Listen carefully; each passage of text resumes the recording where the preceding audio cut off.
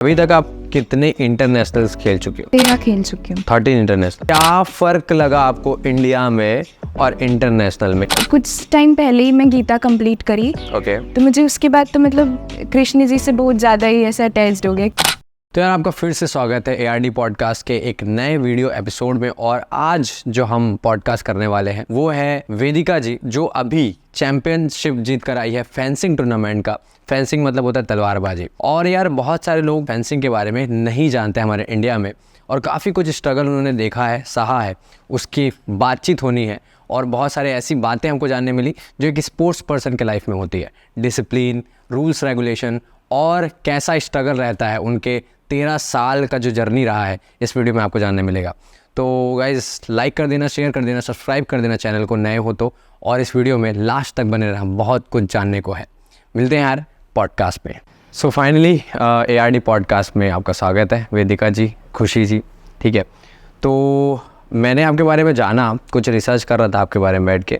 तो fencing game आप करते हो और इंटरनेशनल वगैरह भी आपने खेला हुआ है, गेस है ना। फेंसिंग के बारे में बताओ पहले, मुझे जानना है फेंसिंग, क्योंकि बहुत सारे लोग के लिए आई गेस नया है और ख़ासकर छत्तीसगढ़ वालों के लिए नया है। तो फेंसिंग के बारे में बताओ आप, क्या कैसा है ये गेम? फेंसिंग एक ओलंपिक स्पोर्ट ही है। इंडिया में अभी उतना फेमस नहीं है, लेकिन ये जब लास्ट ओलंपिक हुआ था टोक्यो, तब भवानी देवी करके के है तमिलनाडु से, वो पहली इंडियन थी जो ओलंपिक में इंडिया को रिप्रेजेंट करी। उसके बाद अब लोग जान रहे हैं फेंसिंग के बारे में। एक्चुअली ये तलवारबाजी ही है, बस इसका मॉडर्न नाम है फेंसिंग। ओके। फेंसिंग की शुरुआत मतलब आपके लाइफ में कब से, मतलब जैसा होता है ना कि हम किसी को देखकर शुरुआत करते हैं, हाँ। तो पहले से था कि अचानक टकराया आपसे, और पता चला कैसे इसके बारे में? पहले मैं बेसबॉल खेलती थी, मतलब एक साल। उसके बाद मेरे स्कूल के जो पीटी टीचर थे वो फेंसिंग भी कराते थे सेक्टर 1 इस्पात क्लब में। ओके। तो जब मैं बेसबॉल में स्टेट खेली, उसके बाद उन्होंने मुझे बताया कि ऐसा फेंसिंग है।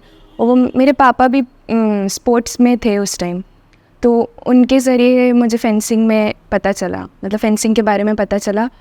फिर 6th स्टैंडर्ड में मैं फेंसिंग ज्वाइन की। ओके।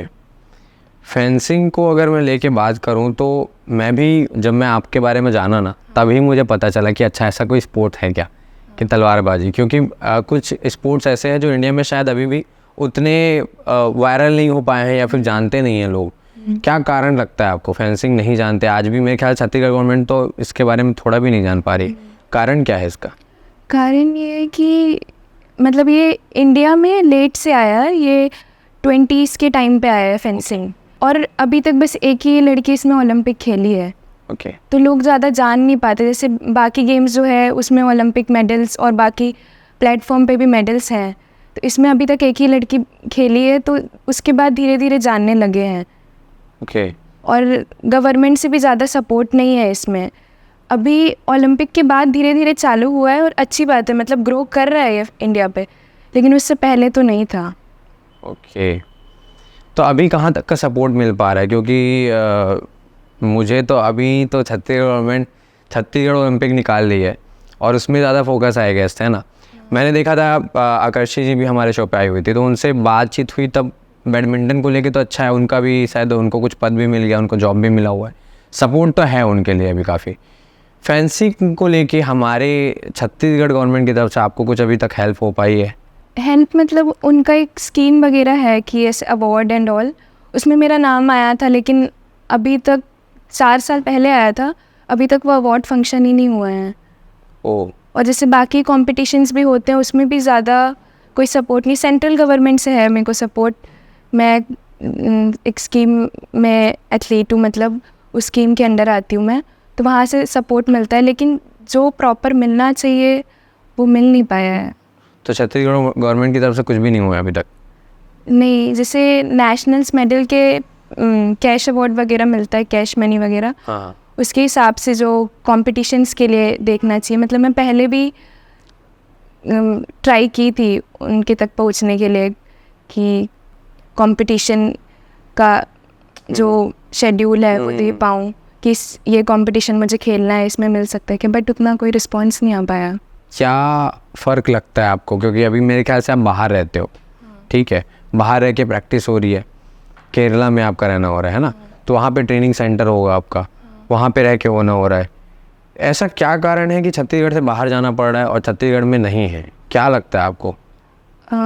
एक्चुअली जैसे केरला में एक सेंटर है, वो sports authority of India central government का सेंटर है। यहाँ पे अभी तक कोई ऐसे बेसिकली सेंटर नहीं है जिसमें कोच हो या सारी फैसिलिटीज़ हो जिससे हम लोग अच्छी ट्रेनिंग कर सकें, ग्रो कर सकें। यहाँ पे सेक्टर 1 में ट्रेनिंग होती है, वहाँ पे भी 1-2 कोच हैं जो भी नए बन के आए हैं, अच्छा करा रहे हैं वो, लेकिन कहीं ना कहीं एक सपोर्ट चाहिए। वहाँ भी एक हॉल है, लेकिन बाकी फ़िटनेस एंड ऑल जिसमें बाहर ट्रेनिंग करती हूँ तो वहाँ पे सारी फैसिलिटीज़ है।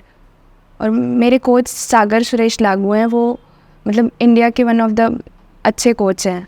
ओके उन्होंने बहुत इंटरनेशनल प्रोड्यूस किया। और जो भवानी देवी, वो मेरी सीनियर थी मेरे ही सेंटर में। ओके, तो जहाँ तक ना मुझे लगता है कि अभी भी बहुत डिफरेंस तो है ना हमारे। अगर मैं स्टेट की बात करूं और बाहर दूसरे स्टेट की बात करूं, जैसे मेरी बातचीत आपसे हुई तो आप मेरे को बताए थे हरियाणा गवर्नमेंट जो है वो काफ़ी ज़्यादा स्पोर्ट को लेके मतलब काफ़ी ज़्यादा एक्टिव है।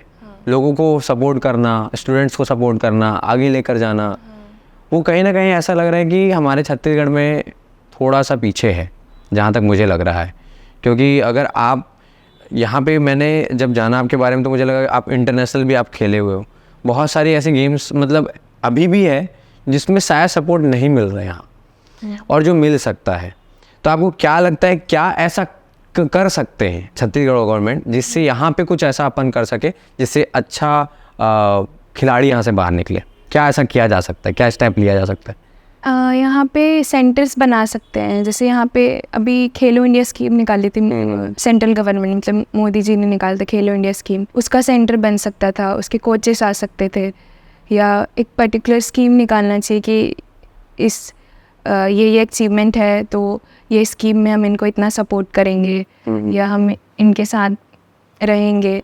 लेकिन अगर ये सब आएगा तो शायद लोगों को और मोटिवेशन मिलेगा कि हम आगे बढ़ें और स्पोर्ट को चुनें, तो हमें सपोर्ट तो है, आगे तो कुछ फ्यूचर दिख पाएगा। जब सपोर्ट ही नहीं रहेगा तो फिर कोई करना नहीं चाहेगा उस चीज़ को, यही प्रॉब्लम है। ओके, कितने साल हो गए आपको इस गेम को खेलते हुए? मेरे को 9 से 10 साल हो रहे हैं। 9-10 साल का प्लेयर है आपका। इतने साल फिर भी कंसिस्टेंट रहना मजाक तो है नहीं, और इतनी कंसिस्टेंसी के साथ आगे बढ़ना विदाउट सपोर्ट, लाइक एक होता है ना कि एक अलग सपोर्ट भी है, घर को वाले तो सपोर्ट कर ही रहे हैं आपको, ये अच्छी बात है, मगर इसके बाद भी तो एक ऐसी क्या बात आपके अंदर रही होगी या अंदर चल रही होगी जो अभी तक कंसिस्टेंट हो, वरना कोई भी छोड़ सकता है यार। आज बच्चा अगर निकले कुछ खेलने और अगर थोड़ा भी देखे कि नेगेटिविटी है तो छोड़ देता है। क्या ऐसी बात है जो आपको लगता है कि नहीं, जिसकी वजह से आप अभी तक कंसिस्टेंट? मतलब मुझे ऐसे लोग बोलते थे ना ये क्यों कर रही है या कुछ नहीं हो सकता इसमें ऐसा, तो मुझे वो सब चैलेंज के रूप में लगता था कि अब इनको लग रहा है नहीं मुझे करके दिखाना है ये आगे। तो वही अगर एक चीज़ हुआ, मतलब मेरे को आज मैं जब फेंसिंग चालू की तो मैं पहले की कुछ कॉम्पिटिशन्स हार रही थी, मतलब उतना अच्छा नहीं हो रहा था। मैं मेहनत करते रहती थी लेकिन नेशनल जाके मैं उतना अच्छा परफॉर्म नहीं कर पाती थी। फिर वो धीरे धीरे मतलब मैं फेलियर से ही सीख के ऐसा हुआ कि जब मैं अच्छा परफॉर्म करने लगी फिर उसके बाद से मैं मतलब रुकी नहीं, फिर हारना नहीं हुआ। तो मैं समझ गई थी कि कैसे सब हैंडल करना है और कैसे कॉन्फिडेंट रहना है पिच में। तो ये बताइए मेरे को, फेंसिंग जैसे अपन कर रहे हैं, फेंसिंग एक कुल मिला के ना अटैक वाला गेम है, अटैक एंड डिफेंड वाला गेम है। बहुत सारे अलग अलग टाइप्स के गेम है हमारे पास। इसमें ये है कि इसमें अटैक भी करना है, डिफेंड भी करना है, और ये खासकर फेंसिंग है। एक होता है कि बॉक्सिंग कर रहा है आदमी, एक होता है फेंसिंग कर रहा है, तो इसमें थोड़ा तो डिफरेंट है। मुझे बताओ कि अगर आपको बोला जाए कि डिफाइन करना है फेंसिंग गेम को, और फेंसिंग ही क्यों आपको पसंद आया? बाकी भी गेम्स हैं आसपास, आप बोले बेसबॉल खेल रहे थे, why not other game, fencing क्यों? ऐसी क्या बात आपको लगती है? अगर आप अपनी तरफ से अपने पर्सपेक्टिव से डिफाइन करो तो कैसे डिफाइन करो? फेंसिंग ना माइंडसेट का गेम है, मतलब अच्छा, पूरे उसमें माइंडसेट एकदम क्लियर रहना चाहिए। ऐसे कि कोई गेम्स होते हैं ना रेसलिंग, उसमें जो अच्छे फिजिक वाला है या जिसकी फिटनेस एकदम अच्छी है वही खेल सकता है। ये ऐसे कि इसमें बहुत डिफरेंट लोग आते हैं, कोई लीन है, कोई एकदम अच्छी फिजिक का है, बट जिसका उस टाइम जो अच्छे माइंडसेट से खेल लिया, जिसका सही टाइम पे दिमाग चल गया, वही जीत पाता है। तो एक मैच्योर होना बहुत ज़रूरी है ओके फेंसिंग के लिए। ओके आपके लाइफ में फेंसिंग कैसे कुछ अलग कर रहा है? मतलब होता है ना कि कुछ आने से, लाइफ में किसी के आने से या कुछ एक्टिविटी के आने से कुछ चेंज आता है। फेंसिंग आपके लाइफ में जब से आया है क्या चेंजेस? अभी 8-9 साल आप बोल रहे हो, 9 साल के आसपास आप खेल चुके हो, 9 साल में क्या चेंजेस आपको फील हुआ है? मैं एज अ पर्सन बहुत ग्रो करी हूँ।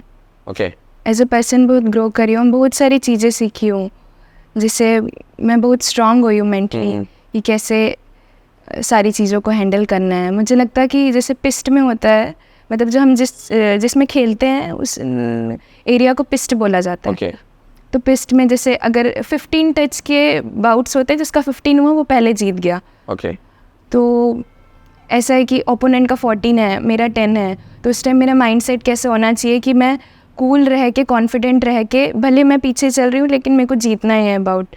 ओके तो जैसे मैं एज अ फेंसर ग्रो करी, वैसा मैं एज अ पर्सन भी ग्रो करी कि कितने भी ऑब्स्टिकल्स आए, कितने भी फेलियर्स आए, ओके या कितने भी डाउन फील कर रहे हो, अपने आप को पुश करते रहना है और गिव अप नहीं करना है। फेंसिंग को ना आप डिफाइन करो। जैसे होता है ना कि कुछ लोग हैं जो जानते होंगे, बहुत सारे लोग हो सकता है जो देख रहे हैं इस वीडियो को, हो सकता है फेंसिंग के बारे में उतना नहीं पता है, क्योंकि ये गेम उतना मैं अभी देखा भी नहीं हूँ कि ओलंपिक्स वगैरह में एकदम देख रहे हैं बैठ के प्रॉपर, ऐसा मैं सुना भी नहीं। जैसे कुछ गेम्स है, बैडमिंटन हो गया आपका, और भी कुछ ऐसे गेम्स हैं जिसको बहुत लोग जानते ही हैं, टेनिस हो गया, इसको भी जानते लोग, तो सुनते हैं इसके बारे में, देखना पसंद करते हैं इन सबको। फेंसिंग के बारे में आप मेरे को ये बताइए कि कैसा रूल होता है, क्या रूल्स रेगुलेशन होते हैं, खेलने का क्या ध्यान रखना पड़ता है? अगर आप ओवरऑल गेम को डिफाइन करो तो कैसे डिफाइन करोगे? अगर कोई नहीं जानता है और उसको बताना है कि फेंसिंग ओवरऑल क्या है, कैसा है, कैसे खेलते हैं, रूल कैसा होता है, कैसे आगे जाना है, कैसे, उसके बारे में बताओ मेरे को। ओके फेंसिंग मतलब इसमें 3 इवेंट्स है। ओके 3 स्वॉट्स होते हैं। ओके एक स्वॉट से इप्पी जिसमें फुल बॉडी टारगेट रहता है, और उसमें 3 मिनट के 3 बाउट्स होते हैं। बाउट्स मतलब मैच। और एक फॉइल है जिसमें सिर्फ अपर बॉडी है, अपर बॉडी और आर्म्स नहीं है इंक्लूड। ओके और सेबर है तीसरा इवेंट, उसमें अपर बॉडी है, आर्म्स भी इंक्लूड है, प्लस हेड भी इंक्लूड है। ओके ये 3 डिफरेंट इवेंट है और इसके तीनों अलग मैचेस होते हैं। ओके तो क्या क्या रूल्स रहता है इसमें फिर? जैसे खेलना है तो जैसे आप बोले कि अपर बॉडी, तो उसमें फिर पॉइंट्स वाले भी आते होंगे कि इसमें इतना पॉइंट है, इतने अटैक करना है, इसमें डिफेंड? नहीं ऐसा नहीं है। ओके 15 टच के बाउट्स होते हैं, वो नॉकआउट्स। उससे पहले लीग होते हैं 5-5 टच के, वो पूल होता है। ओके पूल में मतलब सबको सबके साथ खेलना है। देन नॉकआउट्स में 15 टच के नॉकआउट, अगर हारे तो आगे जाएंगे, जीते तो बाहर। ओके ऐसा।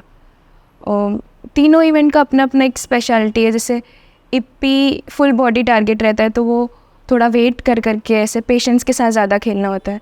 मतलब तीनों इवेंट में पेशेंस चाहिए, बट उसमें ऐसा है कि थोड़ा धीरे चलता है वो गेम कंपैरेटिवली सेबर और फॉइल के। ओके फॉइल ऐसे, फॉइल और सेबर में कन्वेंशन होना चाहिए। कन्वेंशन इन द सेंस मतलब अटैक, अगर एक को अपॉर्चुनिटी मिला अटैक का तो वो आगे जा रहा है।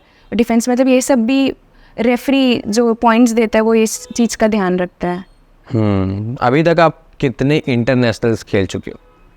मैं 13 खेल चुकी हूँ। 13 इंटरनेशनल। Wow 13 international.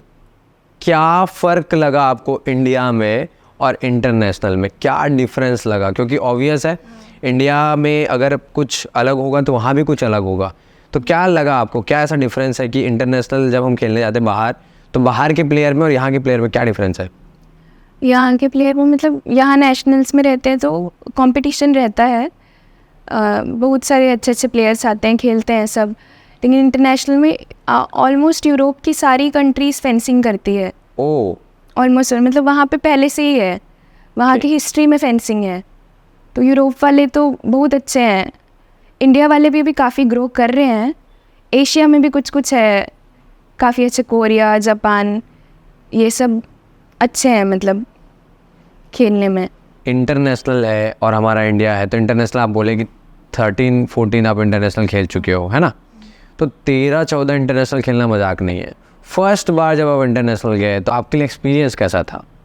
फर्स्ट बार 2019 की बात है, जब मैं गई थी, जॉर्डन में हुआ था वो कैडेट मतलब अंडर 17 एशियन चैम्पियनशिप।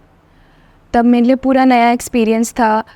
वहाँ के लोग, मतलब जिस तरीके से वो खेलते थे, कुछ भी हो जाए लास्ट तक गिव अप नहीं करते थे। मतलब मुझे ऐसे लगा कि फॉरेनर्स में उनका माइंडसेट बहुत स्ट्रांग है। ओके। हम लोग भी धीरे धीरे ग्रो कर रहे हैं, लेकिन जब उस टाइम पे जब मैं चालू की थी तब ये फील हुआ कि उन लोग बहुत स्ट्रांग है मेंटली। कितना भी आगे वाले आप पूरा लीड में भी है तो भी से उन लोग गिव अप नहीं करते। हम लोग ऐसा होता है कि थोड़ा उनका पॉइंट ज़्यादा है तो कहीं ना कहीं वो डाउन होने लगता है कि अब क्या होगा, थोड़ा नर्वसनेस आने लगता है। उनके में ये गेम पे दिखता नहीं है बाहर से। ओके, मतलब बाहर कभी नर्वस नहीं दिखाते? मतलब दिखाते भी होंगे पर ज़्यादातर लोगों में नहीं दिखता। ओके, मेरे को ये बताओ कि जैसे प्रैक्टिस में भी डिफरेंस होता होगा ना, जैसे हम इंडिया में प्रैक्टिस कर रहे हैं, वहाँ पे आप प्रैक्टिस भी कियोगे वहाँ पे? हाँ, प्रैक्टिस भी चले होंगे। मैं पिछले मतलब अक्टूबर से लेके जनवरी तक मैं बुदापेस्ट हंगरी में ट्रेनिंग कैंप में थी। हंगरी में थे? हाँ, 2022। ओके, तो वहाँ उस दौरान क्या लगा आपको? जैसे यहाँ पे भी आप प्रैक्टिस कर चुके हैं हमारे इंडिया में रह के, वहाँ पे क्या डिफरेंस लगा आपको? वहाँ पे प्रैक्टिस में क्या अलग लगा आपको? वहाँ पे मतलब वहाँ के लोग काफ़ी फ्री हैं। ओके। फेंसिंग को लेके कि अच्छा भी कर रहे हैं फेंसिंग में, और वो पढ़ाई में भी अच्छे हैं। दोनों चीज़ को ऐसे बैलेंस लेके चलते हैं और उनका माइंडसेट बहुत क्लियर है कि क्या करना है किस टाइम पे। कारण क्या है? बैलेंस है उनकी लाइफ में। ओके, यहाँ पे इंडिया पे क्या लगता है आपको? इंडिया पे ऐसा होता है, मेरे को भी ऐसा ही लगता है कि बहुत ज़्यादा या तो पढ़ाई पे रहता है या तो बहुत ज़्यादा वो स्पोर्ट्स पे रहता है, और इस वजह से शायद छूट जाता है। आपको क्या लगता है कि यहाँ पे क्यों ऐसा नहीं है कि बैलेंस नहीं हो पा रहा है? क्या कारण लगता है आपको? इंडिया में भी कुछ लोग हैं जो दोनों चीज़ को लेके जा रहे हैं, लेकिन बहुत कम है comparing to foreign countries. Okay. हाँ, ये है कि यहाँ का एजुकेशन सिस्टम भी बोल सकते हैं। क्या लगता है आपको एजुकेशन सिस्टम कैसे होना चाहिए था और कैसा है अभी? मतलब ऐसे होते जो पढ़ाई में बहुत अच्छा है, एक फैमिली सपोर्ट भी होता है कि मतलब नॉर्मल फैमिलीज़ की थिंकिंग ये रहती है कि अब पढ़ाई में इफ़ेक्ट करेगा, स्पोर्ट्स मत कर, स्पोर्ट्स छोड़ दे। मेरे साथ भी ऐसा हुआ जब मैं 12th में थी, तब मेरे घर वाले बोलते मैं PCM +1 +2 मेरा PCM स्ट्रीम है कि इंजीनियरिंग कर ले, अगर फेंसिंग में कुछ फ्यूचर नहीं दिख रहा तो अब कुछ और पढ़ाई में कर ले करके। तो वो फैमिली से भी सपोर्ट नहीं मिल पाता कि तो फैमिली वाले भी भरोसा नहीं दिला पाते कि दोनों चीज़ मेरा बच्चा कर पाएगा क्या। मेरे को एक बात बताओ कि स्टार्ट आप किए होगे, कभी ना कभी ऐसा पॉइंट भी आया होगा, क्योंकि आप बोल रहे हो 9 साल खेलना, 8-9 साल बहुत मजाक नहीं होता है, इतने दिन कंसिस्टेंट रहना एक वो होता है। मुझे बताओ कि कभी ऐसा टाइम आया जब लगा हो कि यार अब नहीं हो पा रहा है, बट फिर भी आप कुछ उसको कोप अप करके फिर वहाँ से निकले, ऐसा कुछ? बहुत बार हुआ। जब स्टार्टिंग में मैं कह सकते हैं कि जब मेरा परफॉर्मेंस नहीं आया था, मैं मेहनत पूरा करती थी, मैं अपना 100% देती थी, बट कुछ ना कुछ रीज़न की वजह से मैं मेडल नहीं मार पा रही थी नेशनल पे। तब अंदर से बहुत बुरा लगता था कि क्यों ही नहीं हो रहा ऐसे। फिर कहीं ना कहीं इतना डाउन फील होके भी मुझे एक अंदर से फीलिंग आता था कि नहीं, आज नहीं हुआ तो क्या, देखेंगे आगे, करते रहना है, कभी ना कभी तो सक्सेस मिलेगा करके। आप मेरे को एक बात बताओ, माइंडसेट, सब चीज़ माइंडसेट से है। मतलब इंसान जो भी आज जिस लेवल पे बैठा होता है, जहाँ कहीं भी इस दुनिया में बैठा है, वो कहीं ना कहीं माइंडसेट से है। क्योंकि देखो सबका कैसा है कि हाथ पैर सेम है, मतलब 2 हाथ 2 पैर भगवान ने दिए, सबको दिए हुए, दोनों आग दिए हुए, एक नाक मिला। मतलब अगर मैं बॉडी पोस्चर की बात करूँ तो सबके बराबर है।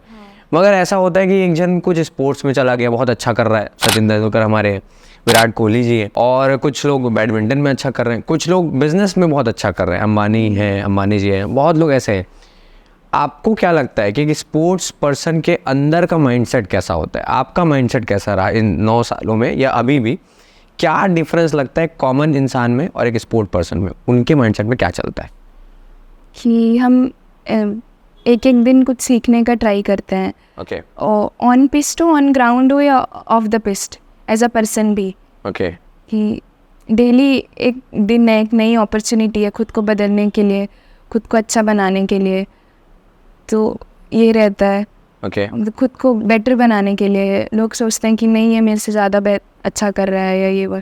मुझे लगता है कि हमारी लड़ाई हम खुद से होती है।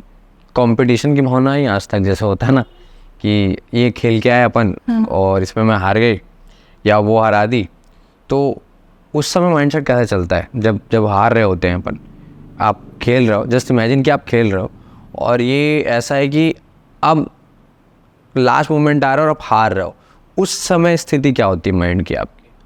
उस टाइम पहले जब मैं स्टार्ट की थी तो मैं बहुत नर्वस हो जाती थी और मुझे लगता था अब क्या होगा, लेकिन अब मेरा माइंडसेट ऐसा है कि मेरे को लगता है क्या होगा, कुछ भी हो अपना बेस्ट देना है, जीतने हारने का नहीं सोचना, अगर हारूँ भी तो ये सोच के हारना है कि मैं अपना बेस्ट दी। ओके। कोशिश तो यही रहती कि आखिरी तक जीतूँ, मतलब पिस्ट में उतरने के टाइम मैं ये नहीं सोचती कि मैं बेस्ट हूँ, बट ये सोचती हूँ कि उससे अच्छा करना है। ओके। आप अभी तक जितने भी आपने खेले होंगे गेम्स, अभी तक कितने गेम्स आपने खेल लिए एज एन फेंसिंग? मैं 25 से ज़्यादा नेशनल खेल चुकी हूँ 25 नेशनल हो गए और 15 से ज़्यादा, 15-20 ऐसा कुछ नेशनल्स मेडल है। ओके। तो इतने गेम्स में कभी आप बहुत सारे गेम्स खेले, उसमें हारे भी होगे और जीते भी होगे, ऑब्वियस सी बात है। सबसे बुरी तरीके से कब हारे और उस समय क्या था आपका दिमाग, क्या लग रहा था उस समय की, मतलब उस समय की फीलिंग क्या थी? बुरे तरीके से मतलब एक बार ऐसा हुआ कि मैं अच्छा कर रही थी, मैं पहले इंटरनेशनल खेली, फिर मैं धीरे धीरे ग्रो कर रही थी, फिर अंडर 17 से जूनियर इंडियन टीम में आई, फिर उस टाइम मैं जूनियर की थी लेकिन मैं सीनियर के लिए सिलेक्ट हो गई थी इंडियन टीम के लिए, मतलब मैं 19 ईयर्स की थी और मैं सीनियर टीम के लिए सिलेक्ट हुई थी। तब ऐसा था कि मेरे से सब बड़े, सब उस टाइम 28-29 एज की, मैं इकलौती छोटी थी। उस टाइम ओलंपिक से पहला वाला वर्ल्ड कप है ये। ओके। उसी वर्ल्ड कप पे भवानी दीदी जो है मेरे सीनियर, वो क्वालिफाई किए थे ओलंपिक के लिए। ओके। मेरे लिए तो मेरा सीनियर का पहला कंपटीशन था, वो बहुत नया एक्सपीरियंस था। तो वहाँ से आने के बाद लोग भी जानने लगे थे कि हाँ ये है यहाँ की, ये अच्छा कर रही है ऐसा। उसके बाद मेरे जूनियर का कंपटीशन हुआ, तब कोरोना आ गया बीच में 1 साल, फिर सारे कॉम्पिटिशन्स रुक गए थे।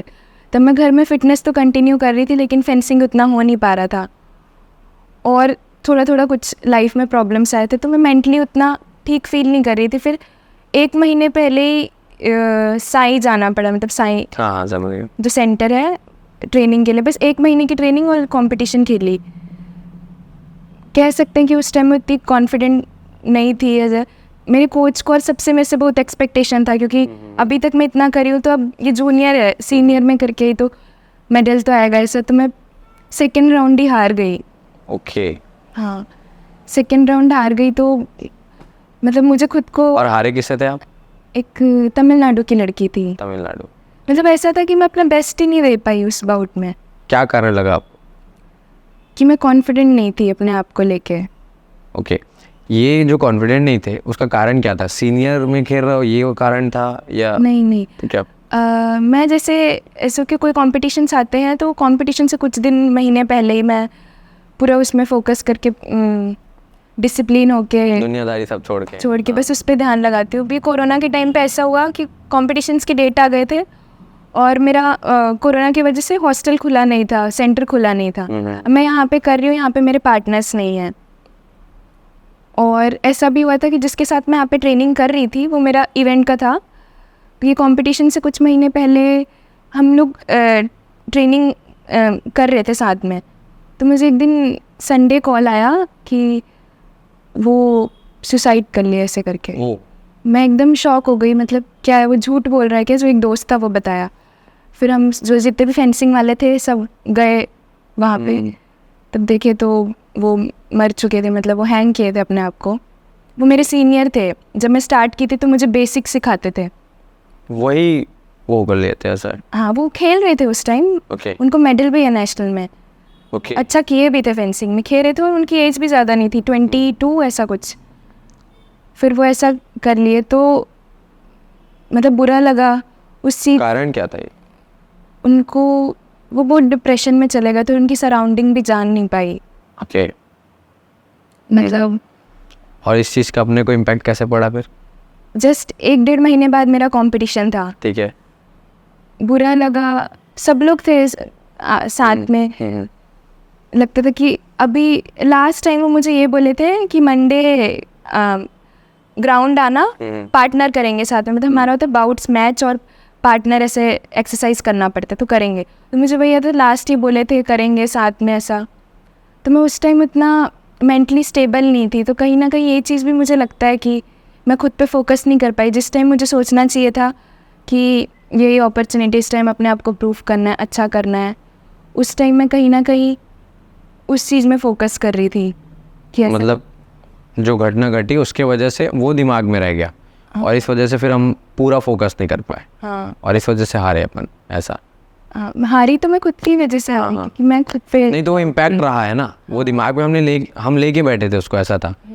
और अभी तक का सबसे ऐसा वाला जीत रहा है जिसको लगा कि ये तो मतलब ऐसा था कि मैं ही हूँ वाला जीत? हाँ, ये मेरा लास्ट जूनियर था, जब मैं अपना लास्ट जूनियर हारी। मतलब ऐसा था कि लास्ट जूनियर है, इसमें तो अंदर से मैं बहुत सारे चीज़ में ये सोच के चली थी कि लास्ट जूनियर है, इसमें गोल्ड लाना है, जो भी वो करना है। फिर मैं उसमें हार गई।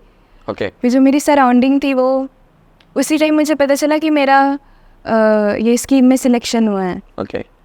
मतलब कोई एक्सपेक्ट नहीं कर रहा था कि मेरा हो जाएगा। मैं खुद शॉक हो गई कि मेरा कैसे, क्योंकि पूरे इंडिया में सिर्फ 2 लड़कियों का हुआ मेरे इवेंट में, ओके। एक उसमें से मैं थी। तो मेरे कोच भी मुझे यही बोले कि वो समझना नहीं चाहिए कि क्या हो गया, क्योंकि उनकी भी गलती नहीं, उनका भी बहुत एक्सपेक्टेशन था मेरे से कि आएगा मेडल, ऐसा वैसा। फिर उसके बाद सीनियर कंपटीशन हुआ। अब सब लोग ये सोच रहे थे कि जूनियर हार गई, अब सीनियर क्या ही होगा करके। फिर उस टाइम पे मैं बहुत खुद पे काम की, मतलब मेंटली खुद पे बहुत ज़्यादा काम की, कैसे फोकस रहना है, अब ये चांस है, इसको नहीं गंवाना है, कुछ भी चीज़ इफ़ेक्ट करने नहीं देना है, ऐसा करके थोड़ा प्रैक्टिकल होने का ट्राई किए उस टाइम। तो फिर कैसा वो जीता? सीनियर नेशनल हुआ उस टाइम। मतलब मैं जूनियर 32 में हारी थी, टॉप 32 में, और सीनियर मेरा मेडल आया नेशनल्स में। ये तो ऐसा हो गया कि कोई चीज़ जो गई उससे डबल हमको रिटर्न में आके मिला है वाली बात है। मेरे कोच भी शॉक हो गए। मतलब वो लास्ट टाइम मुझे ऐसे ही बोल रहे थे कि तू बच्ची से हारी थी, मतलब ठीक ठीक ठीक ठीक। उनको भी बहुत अच्छा लगा, वो भी बहुत सपोर्ट किया मेरे कोच मेरा। ओके। तो ये जीत का कारण क्या लगता है आपको? सबसे बड़ा रीज़न क्या रहा कि ये मैं जीत गई? इसका क्या कारण लगता है आपको? मैं इतने टाइम से मेहनत करती थी ना, मेरे को लगता था कि कहीं ना कहीं मैं कॉन्फिडेंटली खेल नहीं पा रही। उस दिन मैं पूरी कॉन्फिडेंट थी खुद को लेके, और मैं रिजल्ट का नहीं सोच रही थी कि क्या होगा, मैं बस सोच रही थी यही दिन है और इसी दिन अपने आप को प्रूफ करना है। ओके। तो इसका मतलब ये मान सकते हैं कि जब जब हमारे दिमाग से रिजल्ट हट जाता है और जब हम प्रोसेस ओरिएंटेड हो जाते हैं तो शायद ज़्यादा अच्छा रिजल्ट आने का चांस बनता है, ऐसा भी कह सकते हैं इसको। मतलब रिजल्ट हम सब चाहते हैं अच्छा करें, मतलब से वो रिजल्ट का टेंशन रहता है, लेकिन एक वही है ना कि कॉन्फिडेंस होना चाहिए, बट ओवर कॉन्फिडेंट नहीं होना चाहिए, और वो कॉन्फिडेंस के नीचे फियर भी नहीं होना चाहिए। ओके। मतलब वो एक बीच की लाइन को लेके चलना है, वो लिमिट क्रॉस नहीं होनी चाहिए दोनों की, इधर भी नहीं उधर भी नहीं, ऐसा। ठीक। आपके जैसे स्पोर्ट्स पर्सन लोग के मैंने बहुत बातचीत हुई है मेरी, पहले भी बातचीत हुई है मेरी, तो ना एक आइकन होते हैं हमारे लाइफ के, जैसे मेरे भी कुछ आइकन हैं जिनको मैं देख के चलता हूँ, है ना? आपके लाइफ के आइकन कौन है जिनको आप देख के बहुत इंस्पायर होते हो कि यार ये इनसे सीखने मिलता है मुझे? जो भवानी देवी है, जो पहली ओलंपियन बनी है फेंसिंग में। ओके। उन्होंने बहुत स्ट्रगल किया है, मतलब वो 10 साल करीब फॉरेन में थे। स्टार्टिंग में उनको कहीं से कोई सपोर्ट नहीं मिला, वो भी नॉर्मल मिडिल क्लास फैमिली से बिलोंग करते हैं। मतलब एक अकेली लड़की फॉरेन में रहना और ट्रेनिंग करना, और स्टार्टिंग में उनके साथ बहुत ऐसा हो कि वो जा रही है हार के आ रही है, जा रही है हार के आ रही है, तो कितने साल उनके साथ ऐसा हुआ, तो भी से वो आखिरी तक गिव अप नहीं करते। ये चीज़ उनसे सीखने को मिलता है बहुत ज़्यादा, उनसे इंस्पायर होते हो आप? इस चीज़ में होती हूँ। ओके। और कौन है आपको, और कौन कौन से गेम्स देखना पसंद है? मैं बैडमिंटन से थोड़ा कनेक्ट रहती हूँ। बैडमिंटन से कौन अच्छा लगता है उसमें? अभी एक सात्विक और चिराग ओके। करके हैं, वो बहुत सारे हैं, वो भी कुछ टाइम में 1 नंबर 2 तक आ गए हैं ओके। वो। और मैं MS धोनी से बहुत इंस्पायर होती हूँ। ओके। उनसे क्या क्या लगता है आपको? MS धोनी सर के 3 ऐसे लाइफ लेसन बता दो जो आपको सीखने मिलते हैं MS धोनी सर से। ये कि वो कभी भी ऐसे रिजल्ट के लिए प्रेशराइज नहीं हुए, वो बहुत कूल है मेंटली, और वो आसपास की सराउंडिंग को भी रखना जानते हैं कि कैसे सबको कैसे सबका अंदर का बेस्ट निकालना है। ओके जैसे हमारा फेंसिंग टीम गेम भी होता है, Okay. एक इंडिविजुअल होता है और एक टीम गेम होता है। तो उसमें आपस में बातचीत और आप एक दूसरे को समझना बहुत ज़रूरी होता है। तो वो लीडरशिप क्वालिटी, और वो बोलते हैं कि honesty, being honest to yourself, okay ये चीज़ भी मेरे को बहुत अच्छा लगता है। ओके नाउ थर्ड पॉइंट, ये तो 2 पॉइंट हमने देख लिया कि एक लीडरशिप है उनके अंदर और वो बेस्ट निकाल पाते हैं, प्रेशराइज नहीं होते। दूसरी चीज़ आपने बोला कि ऑनेस्टी उनके अंदर है, और तीसरी चीज़ क्या है और धोनी सर में जो आप सीखते हो? वो डाउन टू अर्थ हैं और उनके में ईगो नहीं है मुझे ऐसा। ग्रेटफुल रहना, हाँ, ग्रेटिट्यूड। ग्रेटिट्यूड, और मेरे को लगता है ये तीनों चीज़ अगर किसी में होता है तो वो डेफिनेटली आगे जाएगा लाइफ में। ओके अब मुझे एक बात बताओ कि डिसिप्लिन का क्या रोल है लाइफ में, as an like common life में भी और आपके लाइफ में? आप कितने डिसिप्लिन रहते हो और कितना फॉलो करते हो, तब जाके आप शायद 13-14 इंटरनेशनल आप जो बोले, मतलब बहुत बड़ी बात होती है। तो डिसिप्लिन का क्या रोल रहा है? डिसिप्लिन बहुत ज़्यादा ज़रूरी है, मुझे ऐसा लगता है। मेरे को ऐसा लगता है कि discipline takes you where motivation can't. Okay तो अभी तक कैसा रहा है कि कितना डिसिप्लिन रहना पड़ा आपको यहाँ तक पहुँचने के लिए? डिसिप्लिन, मैं तो एज अ पर्सन मैं तो डिसिप्लिन हूँ कि जो इस टाइम पे करना है वो करना है। तो जो एक दिन का भी है कि आज ये चीज़ करना है तो सही टाइम पे हो जाना चाहिए, ऐसे टाइप का। अगर मैं बोलूँ कि डिसिप्लिन को आप डिफ़ाइन करो किसी बच्चे को जो ना अभी 11-12 साल का है, और उसको आपको समझाना है डिसिप्लिन क्या होती है लाइफ में, कैसे समझाओगे आप? मैं ऐसे समझाऊंगी कि जो एक दिन का मतलब शेड्यूल है या टाइम टेबल है कि मुझे इस टाइम पे उठना है, मुझे आज ये करना है। बहुत सारे लोग हैं जो प्रोक्रेस्टिनेशन लाते हैं कि अरे ज़रूरी नहीं है, कल कर लेते हैं, फिर कल से परसों, परसों से फिर वो आता ही नहीं है दिन। तो प्रोक्रेस्टिनेशन नहीं लाना है। और जो छोटे छोटे मतलब एक डे का भी गोल है कि आज मुझे दिन में ये सब कंप्लीट करके सोने से पहले ये होना चाहिए कि मैं सेटिस्फाई हूँ, मैं आज ये सारी चीज़ें करी। वो चीज़ हो कि आज मुझे ये चीज़ कंप्लीट करनी है तो करनी है, ये टाइम पे उठना है तो उठना है। ओके तो वो लेजीनेस नहीं लाना है अंदर। अभी इतनी सारी बात है, एक बात तो पता चली, देखो जो वाइब मुझे आ पाया है आपका पर्सनली बताऊँगा कि आप ना बहुत ज़्यादा गेम ओरिएंटेड हो और ना बहुत अकेले ही रहते हो आप ज़्यादातर, ठीक है पहली बात तो। और जिनके भी साथ रहते हो वो बहुत ऐसे या तो एकदम क्लोज हैं आपके, या तो वो आपके गेम वाले हैं, उनके अलावा आप किसी के साथ रहते नहीं हो अभी, मेरे को जो अभी तक समझ आ पाया है। क्योंकि आपकी बातों से समझ आ गया यहाँ तक तो अभी, ठीक है। तो क्या कारण लगता है आपको कि आप इन्हीं लोग साथ ही रहते हो, आप उतने एक्सट्रोवर्ट नहीं हो? अभी जिस तरीके से आपसे बातचीत हुई, क्या कारण लगता है, क्या रीज़न है इसका? मैं स्टार्टिंग से मतलब ऐसे कम बोलना, इंट्रोवर्ट, खुद में ही रहना, ऐसी पर्सनालिटी थी। हाँ इसका रीज़न बोल सकते हैं कि मैं ज़्यादा फोकस रहने का ट्राई करी हूँ ओके खुद में, खुद की चीज़ों से। तो फिर बाकी लोग से उतना इंटरेक्शन करने का मौका नहीं मिल पाया। लेकिन अब जब मैं बाहर जा रही हूँ तो थोड़ा बहुत होता है, लेकिन जहाँ पे ऐसे होता है ना कि दो इंसान का माइंडसेट मैच हो ओके तो बातें हो पाती है या वो होता है, तो मुझे बहुत कम लगता है। ओके स्पिरिचुअलिटी के बारे में क्या कहना है आपका? अभी देखो आप देख लो मतलब in sense like social media में भी आप देख लो, और अभी तो केदारनाथ वगैरह लोगों का भाई स्टेटस बन रखा है, ठीक है। तो आप मानते हो भगवान में, और अगर मानते हो तो किस हद तक मानते हो, किन को आप मानते हो? मैं मानती हूँ भगवान पे। मुझे ऐसा लगता है कि कोई भी इंसान को ये मानना चाहिए कि उनसे ऊपर भी कोई एक एनर्जी है। ओके तो किन को मानते हो? बहुत ज़्यादा ऐसे होता है ना, क्लोज फील होता है। जैसे अगर मैं बात करूँ तो मेरा हमेशा ये रहता है कि मैं कहीं मिलूँ तो हरे कृष्ण जय श्री कृष्ण बोलना मेरी आदत रही है, तो मैं बहुत ज़्यादा फील कर पाता हूँ उस चीज़ को। आप किन से ज़्यादा अटैच फील करते हो? मैं तो इसे सारे भगवान को मानती हूँ, लेकिन मैं दुर्गा माता को मानती हूँ कि वो एज अ लेडी।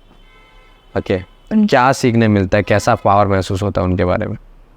उनके बारे में कि इतनी सारी उनकी स्टोरीज है ना, ओके कि वो किस काली माता बने थे जब ऐसा, तो वो एक ऐसा लेडी कितना रूल किया और कितना इम्पैक्ट पड़ा लोगों पे उनके वजह से। और मैं कुछ टाइम पहले ही मैं गीता कंप्लीट करी, ओके तो मुझे उसके बाद तो मतलब कृष्ण जी से बहुत ज़्यादा ही ऐसा अटैच्ड हो गया कि क्या सीखने मिला यार, ओवरऑल क्या सीखने मिला? गीता हम पढ़ते हैं, बहुत लोग हैं, बहुत लोग देख भी रहे होंगे वीडियो में, तो आपकी लाइफ में या फिर आपको क्या समझ आया, क्या आपने ग्रैब कर लिया गीता से? जो पढ़ रहा होगा उनको आप बता सकते हो इस वीडियो के थ्रू, तो क्या ऐसा मिला आपको गीता पढ़ने से? अभी मैं बताती हूँ आपको। कुछ टाइम पहले मेरा जब सब चीज़ अच्छा चल रहा था, ये सीनियर में मैं मेडल मारी, फिर कुछ ट्रायल्स हुए, मैं उस साल एशियन चैम्पियनशिप खेली, 5th रैंक आया। पहली बार इंडिया की हिस्ट्री में हुआ कि सेबर गर्ल्स सीनियर लेवल पे 5th रैंक लाई।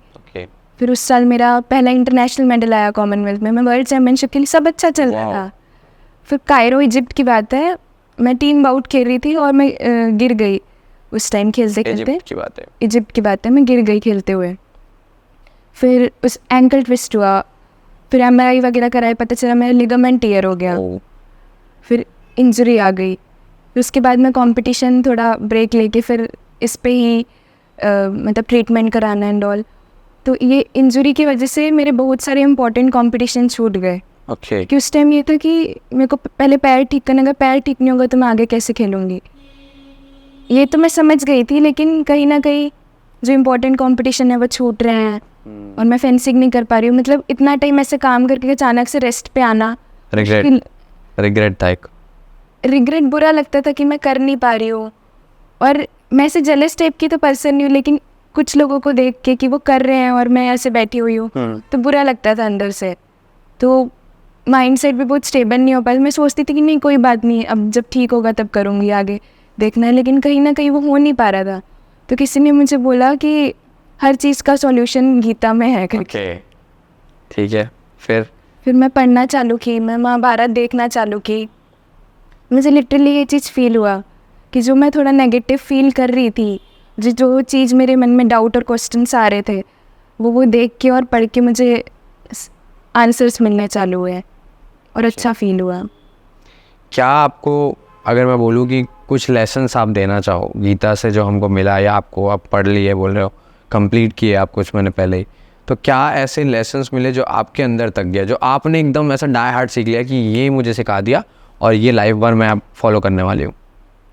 उससे ये सीखने को मिला कि अपने आप को कुछ भी सिचुएशन हो डाउट नहीं करना है, और जो अपने प्रिंसिपल्स है उससे पीछे नहीं हटना है। कोई भी सिचुएशन आए, मतलब कोई भी सिचुएशन है, कितनी भी प्रॉब्लम्स हो, कितना भी आप खुद में नीचा फील करो, लेकिन सोचना कि आप कर सकते हो और भगवान है आपके साथ। और कहीं ना कहीं सॉल्यूशन मिलेगा। भगवद गीता पढ़ना चाहिए कि नहीं पढ़ना चाहिए? पढ़ना चाहिए। क्या लगता है, जैसे अगर मैं बोलूँ कि बहुत लोग बोलते हैं ना कि कई लोग का ऐसे सवाल भी आता है, ज़रूरी थोड़ी है, बहुत लोग है ज्ञानी लोग, अब कैसे करोगे, है ना? तो है दुनिया में बहुत सारे ऐसे, तो कितना रिकमेंड करोगे? अगर मैं आउट ऑफ 100 में बात करूँ, आपको रेटिंग देना है, 100 आउट ऑफ कितना रेटिंग दोगे? मुझे तो लगता है 100% पढ़ना चाहिए, क्योंकि अभी कुछ टाइम पहले तक मेरा जो एक्सपीरियंस है, मैं बहुत ज़्यादा अकेले ऐसा फील कर रही थी, क्योंकि मैं जिस चीज़ से सबसे ज़्यादा प्यार करती हूँ, फेंसिंग, मैं वही नहीं कर पा रही थी। ठीक है, इन ट्रीटमेंट चल रहा है, ये है, कॉम्पिटिशन्स भी छूट रहे हैं, बट सब चीज़ जान के भी वो लाइफ में अप्लाई नहीं हो पा रहा था। तो मुझे ये बहुत हेल्प किया। अब लोगों का अपना अपना पर्सपेक्टिव है, कोई अच्छा नहीं समझता, लेकिन मुझे लगता है अगर जो अच्छा नहीं भी समझ रहा ना, एक बार वो जब जानेगा असली में ये है क्या, तो वो पसंद करने लग जाएगा। हाँ, यहाँ तक बहुत काफ़ी कुछ जानने मिला है मुझे। अब मैं ये जानना चाहूँगा कि जैसे कुछ दिन पहले मैं रिसर्च कर रहा था, कुछ दिन पहले जब मैं रिसर्च कर रहा था तो मैंने एक चीज़ पाई, वो ये पाई कि most of the successful man are the great readers. मतलब एक कहते भी एक टैगलाइन है कि all the great readers are the great leaders and all the great leaders are the great readers, ऐसा करके बोला जाता है। तो आपको क्या लगता है कि सच में रीडिंग जो है, जो बहुत अच्छा पढ़ते हैं, जो बहुत अच्छा जानते हैं, बहुत ज़्यादा पढ़ते हैं, वो कुछ अच्छा करते हैं? और पढ़ने से मेरा तात्पर्य ये नहीं है कि स्कूल और कॉलेज वाला, जो जिनका एक हॉबी ही डेवलप हो जाता है। मैंने जब अभी गूगल में कर रहा था, रिसर्च कर रहा था, गूगल में जब मैंने टाइप किया वॉरेन बफे के बारे में कि कितना वो रीड करता है, तो मुझे देखकर हैरानी हो गई कि वो एक दिन में 600 से 1000 पेज पढ़ता है एक दिन में, और 80% of his day he consume on reading. आप पढ़ते हो बुक? अगर पढ़ते हो तो किस टाइप का पढ़ते हो, और क्या उससे इम्पैक्ट आया लाइफ में? मैं पहले तो ऐसे ज़्यादा नहीं पढ़ती थी, लेकिन मैं एक्चुअली अपनी इंग्लिश इम्प्रूव करने के लिए बुक पढ़ना चालू की थी, ऐसे नॉर्मल नोवेल, नॉर्मल स्टोरीज़। फिर धीरे धीरे मुझे इंटरेस्ट आने लग गया बुक पढ़ने में। Okay. अब मैं ऐसे माइंडसेट की बुक्स भी पढ़ती हूँ, या कभी लोगों की बायोपिक भी पढ़ी हूँ, Okay. और लव स्टोरीज़ भी पढ़ लेती हूँ। Okay. मुझे लगता है हर बुक पढ़ने से हमें बहुत कुछ सीखने को मिलता है। जैसे पेशेंस भी आता है कि जैसे स्टार्टिंग में कुछ है सस्पेंस वाली बुक कि अब क्या होगा, कुछ लोग ऐसे करते हैं कि बीच का छोड़ के आखिरी का पढ़ लेते हैं। तो मैं धीरे धीरे पढ़ के समझ के बहुत कुछ सीखने को मिलता है। तो आप अभी तक जब बोले बायोपिक वगैरह भी आप पढ़े, ऑटोबायोग्राफी पढ़े हो आप, तो ऑटोबायोग्राफी में किन की ऑटोबायोग्राफी अभी तक आपने पढ़ी हुई है, मतलब किन किन लोगों की? मैंने MS धोनी की पढ़ी है, और MS धोनी की पढ़ी है। और बेसिकली ऐसे पूरी बायोपिक नहीं बोलेंगे, उनके जो कुछ कुछ स्टैंज़ा जो अलग लोग उनके ऊपर लिखते हैं ना, ओके, वैसा पढ़ा है मैंने। क्या पढ़ा है आपने? मतलब जैसे अगर MS धोनी सर के बारे में अगर पढ़ा है तो क्या ऐसी बात पढ़ी है आपने? बचपन से वो कितने काम थे, कामनेस, कितनी भी प्रॉब्लम्स आए, कितना भी उनको लाइफ नीचे गिराने का ट्राई किए, वो हर चीज़ काम रह के हैंडल की है। ओके वो प्रेशर कभी दिमाग में आने नहीं दिए। Okay okay. Do you believe in meditation? Yes. कितना मेडिटेशन कर चुकी हो आप अभी तक? मैं पहले तो नहीं करती थी, लेकिन मैं मेडिटेशन 2-3 साल से कर रही हूँ और मुझे काफ़ी इफ़ेक्ट किया है ये लाइफ में। बीच में गैप हुआ था, लेकिन मैं मोस्टली आपने किया? मोस्टली मतलब मैं 1 साल तक तो करी, 1 से 1.5 साल तक। ओके। क्या इम्पैक्ट रहा है मेडिटेशन का लाइफ में? मैं काफ़ी फोकस्ड हो पाई, मैं एट प्रेजेंट जो डिसीजन लेना है उस पर काम हो पाई। और जो मतलब मैं बहुत काम हो पाई मेडिटेशन करने के बाद, और मैं एज अ पर्सन भी बहुत फ्री फील करती थी। ओके, लाइट फील करना। प्रॉब्लम्स आ भी रही है तो ठीक है, हो जाएगा। हाँ, ऐसा। मेरे को एक बात बताओ, लॉ ऑफ अट्रैक्शन के बारे में बहुत सुनता हूँ मैं भी बिलीव करता हूँ। तो लॉ ऑफ अट्रैक्शन जैसा कुछ चीज़ आपके लाइफ में हुआ है अभी तक? जैसे हम बोलते हैं ना कि हमने सोचा, हम मैनिफेस्ट करते हैं, इमेजिनेशन होता है, ऐसा कुछ आपने किया आज तक? क्योंकि मैं बड़े बड़े स्पोर्ट्स पर्सन के बारे में जब मैं सुनता हूँ, रिसर्च करता हूँ, तो उसमें अक्सर ये क्लेम MS धोनी जी ने भी किया था कि जब भी वो ग्राउंड में जाते हैं खेलने के लिए, उससे पहले वो थोड़ा समय लेते हैं अपना, अकेले में भी, और उस समय वो फील करते हैं कि यार हम बहुत अच्छा खेल रहे हैं, ये सारी चीज़ें। और ये केवल एक प्लेयर के साथ नहीं है, बहुत सारे ऐसे प्लेयर हुए हैं। आप क्या इस पे बिलीव करते हो? लॉ ऑफ अट्रैक्शन होता है, इमेजिनेशन होते हैं? मैं करती हूँ बिलीव। कुछ हुआ है आज तक? मतलब होता है, जैसे कोई भी कॉम्पिटिशन्स होते हैं तो मैं एक दिन पहले मतलब फ़ोन वोन ऑफ करके लास्ट कॉल मम्मी से बात करूँगी।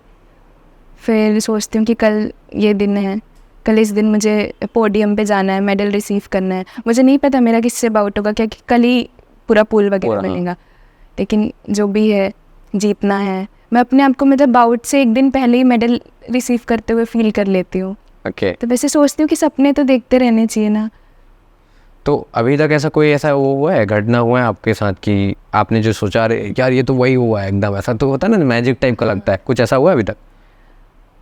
ये कह सकते हैं कि जो पिछला साल था 2022, मैं उससे पहले ऐसा, जब यहाँ कोरोना का टाइम चल रहा था तो मैं सोचती थी कि मुझे सीनियर मेडल, तो मेरे लिए सीनियर मेडल लाना है, सीनियर टीम में जाना है, ऐसे बहुत वो था कि करना ही है करके।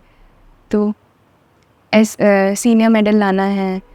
फिर मैं सोचती थी कि जब ऐसा कब टाइम आया कि मैं मम्मी पापा ऐसे प्राउडली बोले, मेरे घर में कोई इंटरव्यू कराने आया है, ऐसा टाइम आएगा क्या? मैं ऐसे खुद ही कुछ सोचती रहती थी। फिर जब ये सब हुआ और कॉमनवेल्थ के बाद जब मैं यहाँ आई, सब लोग इतने अच्छे से मतलब बात किए, वेलकम कर रहे थे। हाँ, और ग्रेट किए, तब ऐसे लगा कि जो सोची हूँ वो तो ये तो सही में हो रहा है, मतलब same as it is like. हाँ। ठीक ठीक ठीक ठीक। अभी तक जो सपोर्ट मिला है आपको पूरे लाइफ में, किसने बहुत ज़्यादा सपोर्ट किया है? और आपको क्या लगता है, मतलब होता है ना कि कुछ लोग ऐसे होते हैं लाइफ में जिनकी बातें दिल में लगती है बार बार, तो ऐसा कोई है आपके लाइफ में?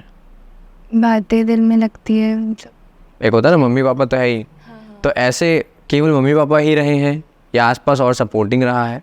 मैं जहाँ साई में हूँ ना, वहाँ के मेरे सीनियर्स जब मैं उतना अच्छा परफॉर्म नहीं कर पाई तो मुझे बहुत मोटिवेट करते थे मेरे आसपास के लोग कि कुछ नहीं होता, ये कंपटीशन है, अगला करेंगे, ठीक है। मेरी सीनियर है ज्योत्सना दी, वो मुझे मेंटली बहुत सपोर्ट किए हैं। मतलब जब मुझे ऐसा खुद में बहुत डाउट फील हो रहा था तब वो बहुत ज़्यादा सपोर्ट किया है। मम्मा पापा हैं, वो भी, मैं हार के भी वो मैं फ़ोन करूँ घर पे तो कुछ नहीं, कोई बात नहीं, अगली बार देखेंगे, विश्वास रख, कुछ नहीं है, एक बाउट से कुछ नहीं होता। अब मुझे एक बात बताओ, अब हम लास्ट पहुंचने वाले हैं, थोड़ी देर में पॉडकास्ट का लास्ट हो जाएगा। मुझे ना एक बात जाननी है, क्योंकि देखो इस पॉडकास्ट के थ्रू बहुत लोग तो जानने वाले हैं और जान भी रहे हैं, ये वीडियो जो देख रहा होगा वो जान रहा होगा, मगर फेंसिंग के बारे में अभी भी बहुत लोग नहीं अवेयर हैं इस, मतलब लाइक इंडिया में भी, और ख़ासकर तो छत्तीसगढ़ में। छत्तीसगढ़ का नाम मैं हाईलाइट इसलिए करना चाहूँगा क्योंकि सच में नहीं पता है, क्योंकि जब मैं रिसर्च कर रहा था तब मुझे पता चला अच्छा ऐसा गेम है क्या पहले।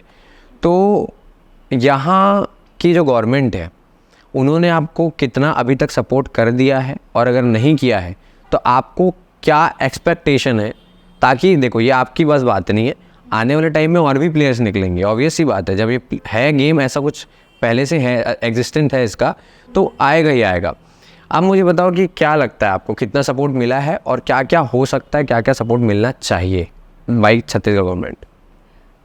पहले के हिसाब से तो थोड़ा बहुत कर रही है गवर्नमेंट, लेकिन जितना मिलना चाहिए उतना नहीं मिल रहा है। ओके। लाइक कुछ गेम्स में है, लेकिन अगर बाकी गेम्स को भी आगे बढ़ाना है तो उस पर भी ध्यान देना पड़ेगा। कितना इम्पोर्टेंट है ये बहुत इम्पोर्टेंट है, अगर, क्योंकि फेंसिंग में भी अभी बहुत सारे लोग हैं जो इस पाथ क्लब में जहाँ ट्रेनिंग आती है, नए नए फेंसर्स आ रहे हैं, आगे करना चाह रहे हैं, बट जब सपोर्ट ही नहीं मिलेगा, ट्रेनिंग के लिए जगह ही नहीं मिलेगी या फैसिलिटीज़ ही नहीं मिलेगी, मतलब एक सेंटर भी बन जाए तो बहुत है। ओके। तो फिर वो कैसे आगे बढ़ेंगे? अभी तक आपको बहुत सारे अवार्ड, मतलब अवार्ड वगैरह भी मिले, बीच में बहुत बता रहे थे, तो अवार्ड का कुछ मेरे ख्याल से अभी तक वो फंक्शन नहीं हो पाया, ऐसा कुछ बोलते हैं, उसके बारे में क्या है? हाँ, मेरा कोरोना से पहले राजीव पांडे अवार्ड के लिए नाम आया था, और अभी 2-3 साल से 2-3 साल होने जा रहे शायद, ये अवार्ड फंक्शन ही नहीं हो रहा है। ओके। मतलब ये अवार्ड फंक्शन ही नहीं हो रहा है। अगर मेरे को ये अवार्ड मिलता तो मैं उसके आगे जो प्राइवेट स्पॉन्सर्स भी, उससे भी ट्राई कर पाती। मतलब मेरे घर में ट्राई करते ही हैं कि कहीं ना कहीं से कोई सपोर्ट मिल पाए, क्योंकि फेंसिंग में ऐसा है कि एक साल पे 7 to 8 वर्ल्ड के कॉम्पिटिशन्स होते हैं, FI रहेंगे। इस साल ओलंपिक क्वालिफाइंग सीजन चल रहा है। ओके। तो 7-8 world cups, competitions, world championship ऐसा होके उसके हिसाब से FI रैंकिंग बनती है, जो रैंकिंग सिस्टम होता है ना, तो उस रैंकिंग के हिसाब से लोग ओलंपिक के लिए क्वालिफाई कर पाते हैं। तो ये साल में जो इतने कॉम्पिटिशन्स हैं, ये खेलना बहुत ज़रूरी है कि अगर मेरे को ओलंपिक खेलना है तो। ओके। गवर्नमेंट है वो 1-2 कॉम्पिटिशन सेंट्रल गवर्नमेंट स्पॉन्सर करती है, उसके बेसिस में पॉइंट्स चढ़ते हैं। लेकिन अगर ओलंपिक क्वालिफाई करना है तो ये सारे कॉम्पिटिशन्स खेल के हमको अपनी रैंकिंग मेंटेन करनी पड़ेगी। ओके। और सारी कॉम्पिटिशन्स खेलने के लिए सपोर्ट चाहिए कि वो वर्ल्ड के एक कोने में हो रहा है। मैं 1-2 कॉम्पिटिशन्स खुद के पैसे से भी जाऊँ या करूँ, लेकिन अगर सारा खेलना, अगर लॉन्ग टर्म में देखना है कि ओलंपिक अपनी रैंकिंग अच्छी करनी है, तो सारे कॉम्पिटिशन्स खेलने पड़ेंगे। अच्छा परफॉर्म करना पड़ेगा, तो उसके लिए सपोर्ट बहुत नेसेसरी है। इंटरनेशनल आप जितना अभी तक खेले हो, इंटरनेशनल आप बताए कि 13-14 इंटरनेशनल आपके हैं, आपको कुछ बात अपने लाइफ के लिए मिली है इंटरनेशनल में कि यार ये यहाँ ना इंटरनेशनल में ये बात है जो मुझे लगता है अपने अंदर लानी चाहिए? क्योंकि अगर आप बाहर घूमते भी हो तो बहुत कुछ तो सीखने मिलता है हमें लाइफ में। आपको क्या लगता है कि आप जब खेलने के बाहर अलग अलग देशों में आप रहे बोले, तो वहाँ पे ऐसी क्या बात लगी कि आपको लगा कि यार ये बात मैं सीख सकती हूँ उससे, और ये मुझे कर लेना चाहिए, और जो सीख गए हो आप? मैं पहले जब पहली बार इंटरनेशनल खेलने गई तब तो वो भाई था कि वाह, इंडिया का अपर, इंडिया रिप्रेजेंट करना है ऐसा। लेकिन जब वहाँ जाके जानी कि बाकी के लोग कैसे खेलते हैं, वहाँ का माइंडसेट कैसा है, तो वहाँ ऐसा है कि अगर कोई एक खेल भी रहना है कंट्री से, तो पूरे आसपास के लोग पूरे सपोर्ट करने के लिए रहेंगे। वहाँ का supporting staff, physio staff, okay, हर चीज़, मेंटली भी कोच भी पूरा सपोर्ट करने के लिए। मेरे बहुत सारे अभी लास्ट के 2-3 कॉम्पिटिशन्स ऐसे हुए हैं कि मैं अकेली हूँ वहाँ पे। Oh my God. मेरे साथ कोच नहीं है, मेरे साथ कोई सपोर्टिंग स्टाफ नहीं है, बस अकेले जाके खेल के आ रहे हैं। तो कहीं ना कहीं वो लैक ऑफ कॉन्फिडेंस भी फील हुआ। तो ऐसा लगता है कि बाकी इनके पास इतना सपोर्ट करने के लिए टीम है, क्योंकि हमारी गवर्नमेंट पूरे हर कॉम्पिटिशन्स में नहीं भेजती फेंसिंग में। पहले वो भी नहीं भेजती थी, लेकिन अभी धीरे धीरे भेजने लगी है। अकेले हैंडल करना मुश्किल होता है। सीख रही हूँ मैं। वहाँ पे ऐसा है कि सब सपोर्ट करने वाले हैं आसपास, ऐसा सपोर्ट करने वाले भी हैं और बहुत स्ट्रॉन्ग रहते हैं मेंटली, क्योंकि उनको ऐसा है कि उनको पहले से पता है। जैसे ये FI कैलेंडर बना कॉम्पिटिशन्स का, जैसे बाकी गेम्स में भी है ना, बैडमिंटन में ही देख लो कि इस साल में इतने कॉम्पिटिशन पहले से चूज़ करते हैं कि इस साल में ये कॉम्पिटिशन खेलूँगा। अब हम फेंसिंग में ऐसा होता है कि हमको पता ही नहीं होता कि हम ये कंपटीशन खेल पाएंगे क्या, गवर्नमेंट भेजेगी क्या।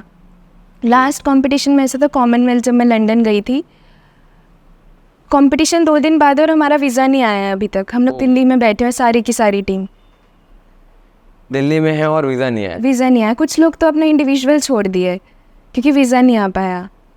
यार ये तो बहुत अजीब मामला है। गई मैं वो कंपटीशन, 1 दिन बाद मेरा और ये सेंट्रल गवर्नमेंट से था? सेंट्रल गवर्नमेंट, वो लास्ट मोमेंट पे ऐसा स्पॉन्सर्ड बाय किसके, मतलब? ये था कि गवर्नमेंट ही स्पॉन्सर करेगी। ठीक है। लास्ट मोमेंट पे ऐसा हुआ कि गवर्नमेंट सारों को स्पॉन्सर नहीं कर रही, जो स्कीम में है वही उनको ही करेगी। तो फिर आखिरी में मतलब जो बाकी कंट्री वाले, उनका माइंडसेट है हाँ ये कंपटीशन है, ये जाना है, ये खेल के वापस आना है। मतलब ये मेजर डिफरेंस है फिर ऐसे में इंडिया में और फिर बाहर में। और हमको तो ये भी नहीं पता रहता कि हम जाएंगे या नहीं। जब अभी मुझे ये है कि इस साल में मुझे इतने कॉम्पिटिशन्स खेलने हैं अगर मुझे बनाना है, बट अभी भी कहीं ना कहीं मैं हूँ कि मैं उस टाइम तक पैसे रेडी हो पाएंगे क्या।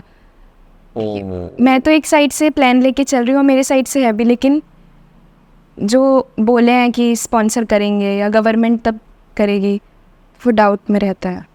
मतलब मामला ऐसा है कि केवल यहीं बस की बात नहीं है, ये सेंट्रल गवर्नमेंट से भी है कि भाई वीज़ा लास्ट मोमेंट में, यार तुम 2 दिन बाद खेलने का है, 2 दिन बाद जाने का है और 2 दिन पहले तक वीज़ा ही नहीं है, तो ये तो बहुत ही अजीब बात हो गई ना फिर ये। मतलब ऐसा भी बहुत बार हुआ है, लेकिन अभी धीरे धीरे चीज़ चेंज हो रही है, गवर्नमेंट ज़्यादा ध्यान दे रही है। अभी पहली बार ये चाइना पे एशियन चैम्पियनशिप हुआ था, तब भवानी दी पहली ऐसी थी जो इंडिया से मेडल लाई एशियन चैम्पियनशिप। ओके, भवानी दी के बारे में मुझे कुछ ऐसा ब्रीफ में बताइए, क्योंकि आप बोल रहे हैं कि वो ओलंपिक वो करके आई है बोले, तो ये इनकी कहानी क्या है, कैसी कहानी है इनकी? क्योंकि इनके बारे में भी आई गेस नहीं जान रहे बहुत लोग, क्योंकि उतना आउट नहीं हुआ है ना जितना होना। जैसे कि आप देख लो, आप बैडमिंटन के बारे में हाईलाइट है आज क्रिकेट को तो भगवान ही मान लिया जाता है वैसे, ठीक है, उसको हटा ही देते हैं। फिर भी जैसे फुटबॉल भी अभी थोड़ा स्ट्रगल कर रहा है हमारे यहाँ पे, वैसे ही मुझे लगता है ये तो कुछ ज़्यादा ही स्ट्रगल कर रहा है फेंसिंग। और अगर ये कर रहे हैं तो फिर उनके बारे में मुझे बताओ, ये जानना है मेरे को। भवानी दी मतलब मेरे सीनियर थे हॉस्टल पे। जब मैं हॉस्टल गई तब तक वो फॉरेन ट्रेनिंग कर रहे थे। ओके। स्टार्टिंग में इनको उतना सपोर्ट नहीं मिला, बहुत सफ़र किए वो स्टार्टिंग में। ऐसा भी हुआ है उनका कि उनके घर वाले लोन वगैरह लेके, मतलब एक अकेली लड़की घर से बाहर जाके, तब उनको ये भी, तब इंडिया में ऐसा था कि ये चीज़ इम्पॉसिबल थी कि फेंसिंग से कोई ओलंपिक नहीं खेल पाएगा। वो हिस्ट्री बनाई है, ओके, पहली ऐसी वुमेन बनी है जो फेंसिंग को रिप्रेजेंट करी है।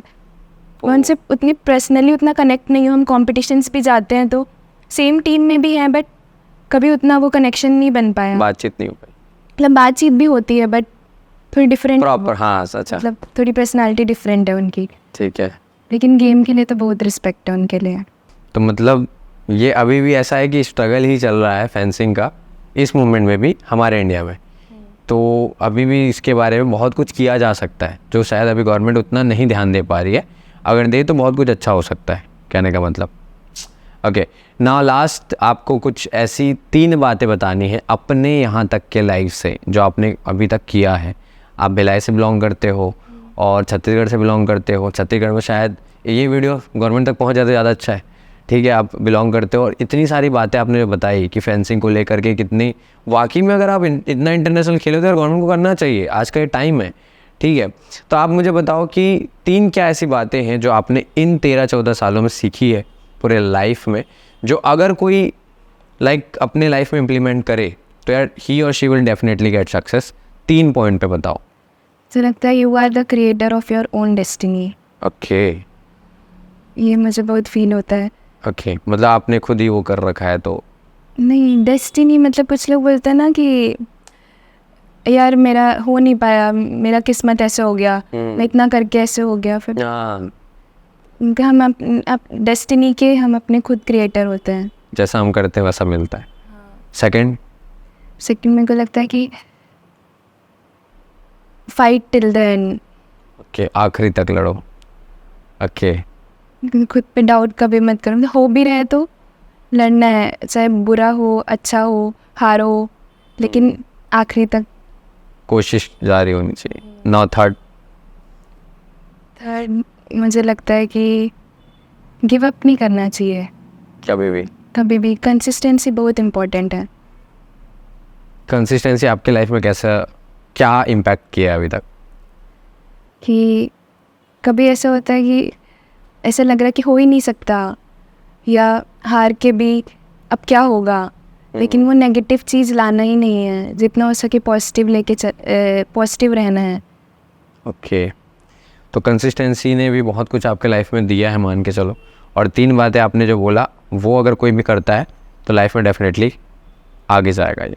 ठीक है, थैंक यू सो मच आने के लिए, और बहुत कुछ जानने मिला आपसे, बहुत कुछ समझने मिला है, खासकर तो फेंसिंग को लेकर के। मुद्दा तो वही था, मैं मान के चलूँगा, क्योंकि अभी तक जितना आपने मुझे बताया ये तो मुझे पहली बार पता चल रहा है। क्योंकि फेंसिंग के बारे में जब मैं रिसर्च किया ना, तब मुझे पता चला कि ऐसा कोई गेम है।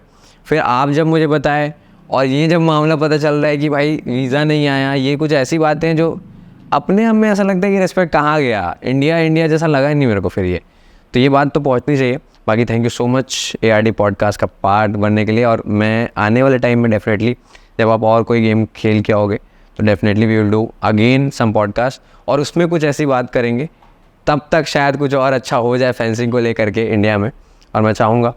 तो थैंक यू सो मच हमारा पार्ट बनने के लिए। तो ये था यार आज का पॉडकास्ट। आई होप कि आप लोगों को बहुत मज़ा आया होगा पॉडकास्ट को सुनने में, जानने में, समझने में। जो सारी स्पोर्ट्स को लेकर हमारी बातचीत हुई उससे काफ़ी कुछ मुझे भी सीखने मिला, और गाइस आई गेस आपको भी बहुत सारी बातें सीखने मिले होंगी।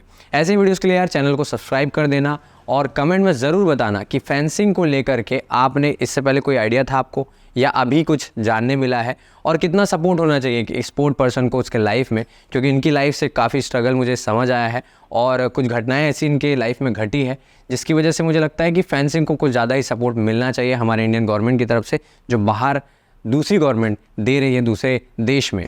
तो लाइक करना, शेयर करना, सब्सक्राइब करना, कमेंट में पूरी तरीके से फीडबैक देकर जाना, और आगे मिलेंगे नए पॉडकास्ट के साथ। तब तक के लिए ध्यान रखो, टेक केयर, बाय बाय, जय श्री कृष्णा।